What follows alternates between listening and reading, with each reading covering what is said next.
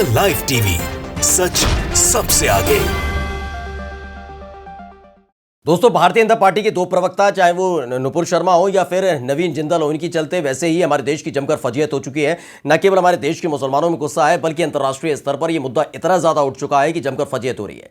लेकिन इस बार किसी देश ने नहीं, बल्कि मुसलमानों के सबसे पवित्र स्थल की तरफ से एक आदेश जारी हुआ है। उन्होंने साफ तौर पर इन दोनों प्रवक्ताओं के बयान की निंदा की है और भारतीय जनता पार्टी की जमकर फजीयत हुई है, क्योंकि भारतीय जनता पार्टी की तरफ से जो कार्रवाई बहुत लेट की गई और मोदी सरकार की तरफ से इनके खिलाफ कोई कानूनी कार्रवाई नहीं की गई है, उसका जिक्र किया गया है। उसको लेकर अब जमकर फजीयत भी हो रही है, क्योंकि ये वो पवित्र स्थल है जिसे पूरे विश्व भर के मुसलमान मानते हैं। किसी देश की सीमा से बंधा हुआ नहीं है, वहां से निकली हुई एक एक बात हर एक मुसलमान सिर झुकाकर सुनता है। नमस्कार, मैं हूं प्रज्वल गौतम और आप देख रहे हैं the live TV. Nupur Sharma ने क्या बयान दिया था, यह बताने की ज्यादा जरूरत नहीं है। टीवी डिबेट थी, टीवी डिबेट के दौरान किस तरीके से उन्होंने नबी की शान में गुस्ताखी की थी। लगने लगा था कि शायद अचानक से ये पूरा मामला निकल गया होगा, लेकिन 2 दिन बाद यानी 48 घंटे के अंदर एक और ट्वीट निकलकर सामने आता है। वो भारतीय जनता पार्टी के दूसरे नेता का था, नाम है नवीन कुमार जिंदल। नवीन कुमार जिंदल ने साफ तौर पर वही बात लिखी थी जो टीवी डिबेट के दौरान नुपुर शर्मा ने बोली थी। वो बात अलग है, नुपुर शर्मा बाद में जब ये पूरा मामला तूल पकड़ने लगा, मुद्दा पकड़ने लगा, फजीयत होने लगी, तो कहने लगी कि वो शिवलिंग के बारे में बोल रहे थे, इसलिए गुस्से में मेरे मुंह से निकल गई थी, गुस्से में निकली थी ये सारी बातें। लेकिन ये बात इसलिए थमने वाली नहीं है, क्योंकि सेम टू सेम वही बात उठाकर नवीन जिंदल ने अपने ट्विटर हैंडल पर डाल दी थी। वो बात अलग है कि दोनों को सस्पेंड कर दिया गया है। यहां के मुसलमानों के दबाव में नहीं दोस्तों, यहां के मुसलमान तो चीखते चिल्लाते रहे, बाजार बंदी कर रहे थे आराम से, तो उसमें उपद्रव कर दिया गया और बताया गया कि मुसलमानों ने उपद्रव, दंगा किया, हिंसा की है, जिसके बाद मुसलमानों को फिर टारगेट किया जा रहा है। ये सब काम चल रहा था, लेकिन इन सब के बीच जब कतर ने, कुवैत ने और ओमान जैसे इस्लामिक देशों ने यह आवाज उठाई, तो बैकफुट पर नजर आई भारतीय जनता पार्टी और मोदी सरकार। भारतीय जनता पार्टी ने अपने इन दोनों नफरती नेताओं को, जहर फैलाने वाले नेताओं के खिलाफ कार्रवाई करते हुए उन्हें सस्पेंड कर दिया। लेकिन इस बार किसी देश ने नहीं, किसी इस्लामिक देश ने नहीं, बल्कि उस पवित्र स्थान से इस पूरे मामले की निंदा की गई है और कार्रवाई की मांग की गई है, जिसकी बात किसी देश की बात नहीं है, बल्कि पूरे विश्व का मुसलमान सिर झुकाकर सुनता है। हम बात कर रहे हैं मक्का और मदीना की। उसी का आज हम जिक्र करने जा रहे हैं और आज उनका आदेश सुनाने जा रहे हैं, जिसके बाद एक बार फिर से बड़ी फजीयत हो सकती है।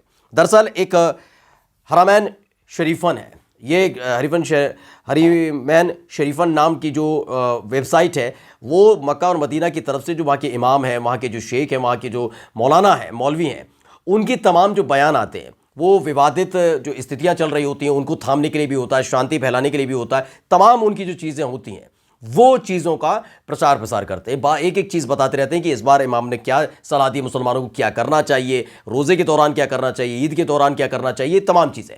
इसमें से इसी बयान में पहली बार शायद मक्का की तरफ से इस तरह का बयान आया है। उन्होंने क्या बयान दिया है वो पढ़कर आपको सुनाना चाहते हैं।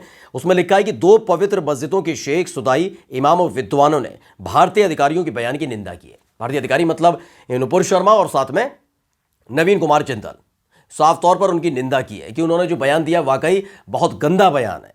आगे जो लिखा है बेहद महत्वपूर्ण, ये कि 2 पवित्र मस्जिदों के जनरल प्रेसिडेंसी ने सोमवार को एक बयान जारी कर भाजपा के प्रवक्ता द्वारा पैगंबर मोहम्मद के खिलाफ अपमानजनक बयानों की निंदा की।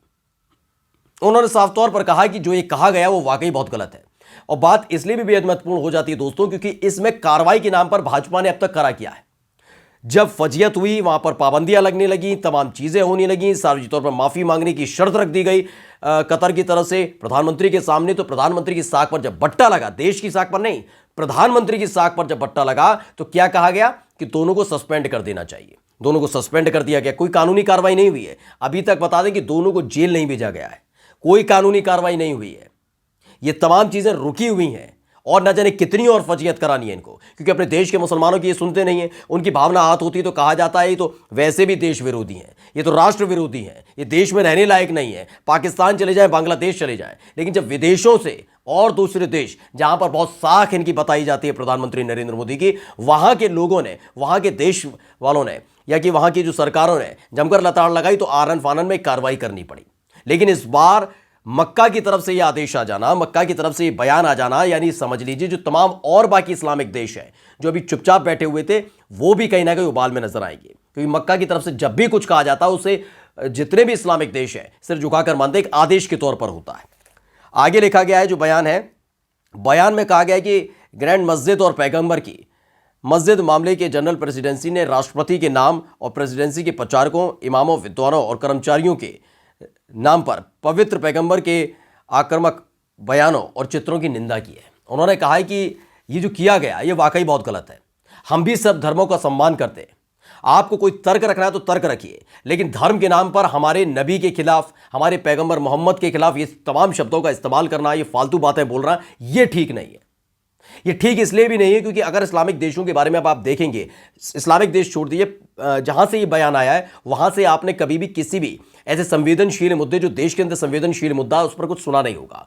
और स्पेशली जैसे अभी माहौल बनाने की कोशिश की जा रही थी, आपने देखा रामनवमी के मौके पर, हनुमान जयंती की शोभा यात्रा के दौरान जो हुआ, वहां से कोई आदेश नहीं आया, वहां कोई बयान नहीं जारी किया गया। ज्ञानवापी का मस्जिद का मसला है, कुतुब मीनार को लेकर वो पहुंच जाते हैं, इस पर कुछ नहीं बोला। किसी भी शायद मुस्लिम देश की तरफ से आपने नहीं सुना होगा। लेकिन जब आप बात एक धर्म विशेष की करते हैं, धर्म विशेष के सर्वोच्च की बात करते हैं, उनके बारे में गंदा बोलते हैं, और वो पार्टी का नेता बोलता है जो सत्ताधारी पार्टी में हो, यानी भारतीय जनता पार्टी जिसकी सरकार देश के अंदर चल रही है, उसी पार्टी का एक प्रवक्ता डंके की चोट पर नेशनल चैनल पर गंदी और अभद्र भाषा बोलने लगे नबी के खिलाफ, वो बर्दाश्त नहीं हो पाएगी। शुरुआत में ये बात जरूर इस्लामिक देशों ने उठाई, जिसका दबाव भी देखने को मिला। मोदी सरकार बैकफुट पर आया, फजीहत तो हो ही रही है अलग से, लेकिन इन सबसे इतर मक्का की तरफ से भी ये बयान निकलकर सामने आया कि इसकी हम निंदा करते हैं। जो चित्र बना देना, कभी फोटोज दे देते हैं, कभी बयान दे देते हैं, इन सब बयानों पर रोक क्यों नहीं लगती है देश के अंदर?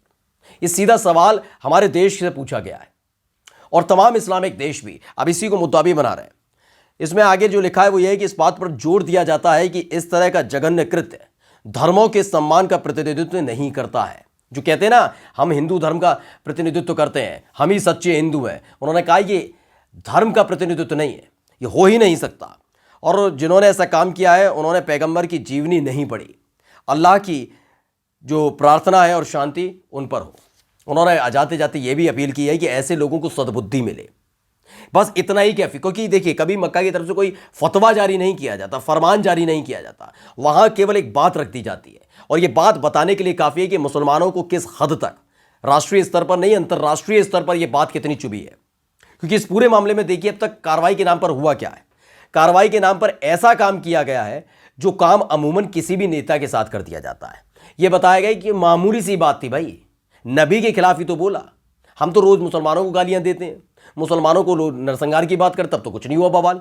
एक बार नबी के बारे में बोल दिया तो दिक्कत। अब ये भूल गए थे कि ज्ञानवापी पे जो मस्जिद मामले पर चुपचाप बैठा है मुसलमान, वो तमाम मस्जिदें तोड़वा सकता है, खोदवा सकता है, सब हो सकता है। अंतर्राष्ट्रीय स्तर पर उस मुद्दे पर कोई बोलेगा भी नहीं, ये तमाम चीज़ें हो सकती है। लेकिन जब उनकी खुदा के बारे में, जब उनके सर्वोच्च जो पद पर, जैसे हमारे यहाँ भगवान शिव है, कृष्ण है, हमारे गणेश जी हैं, ये तमाम जो हैं, इनके बारे में अगर कोई गंदा बोलेगा तो हम भी नहीं सहन कर पाएंगे। वैसे ही मक्का की तरफ से साफ तौर पर यह कहा गया है कि असहनीय हो चुका है और इस तरह की शब्दावली का इस्तेमाल नहीं होना चाहिए था। यानी कि जो बात अभी तक देशों तक सीमित थी, अब वो अंतर्राष्ट्रीय स्तर पर बहुत तेजी से फैलने वाली है। यानी फजीयत आगे और भी हो सकती है। नमस्कार। द लाइव टीवी, सच सबसे आगे।